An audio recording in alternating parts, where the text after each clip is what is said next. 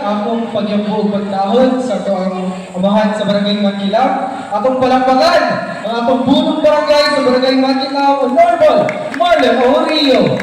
Yan, ang kaubanan ng atong mga barangay council members, ato ang treasurer and secretary, may amazing tanan. Especially acknowledging as well the presence of our ASCII council members na atong mga kagawad, starting with our ASCII member, Honorable Ryder W. Eroy.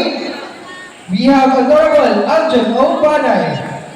Also our ASCII treasurer, Miss Merve T. Painagan, and ang atong mga uban na barangay ASCII kagawad na pa sa office, kailangan ginahiyo mga uban pa kung kailangan. And also, I would like to extend my deepest gratitude sa atong mga panel of judges no, nga karon gabi to celebrate and to create a fair competition para sa atong mga activities for this June 9, 2026.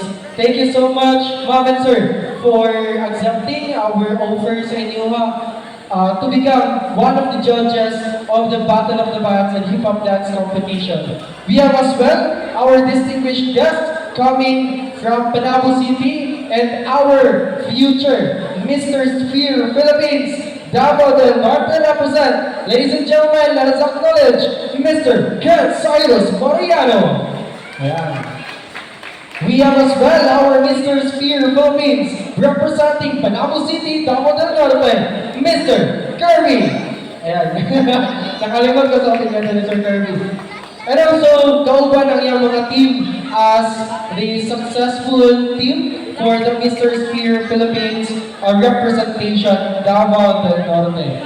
And with that, we would like to extend our gratitude sa atuang mga kabatanunan nga nakaroon ng biuna ka nakiduyog, nag-participate o ni-witness sa mga talento o skills sa atong mga kabatanunan as part sa pagsalabrar sa araw ng Mankilang 2026 or 30th araw ng Barangay Mankilang. With that, we have prepared a lot of activities from sports to talents and of course, empowering the youth of Barangay Mankilang.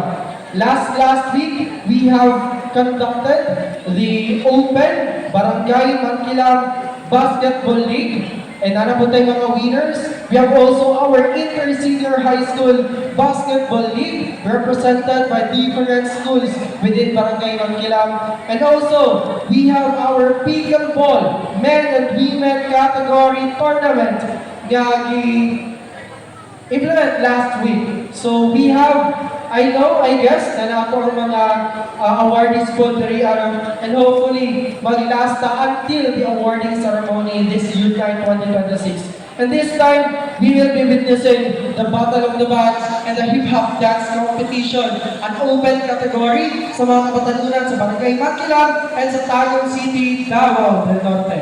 And with that, hindi na natin dagahin pa because we are so much eager to start the entries from Hip Hop Dance Competition and the Battle of the Bands Competition. And once again, kabatanunan Mankilamenyos, daghang salamat and let's enjoy this Youth Night 2026. Thank you so much, Cristiano, for that very informative speech. Ayan, maraming salamat po, of course, no, sa ating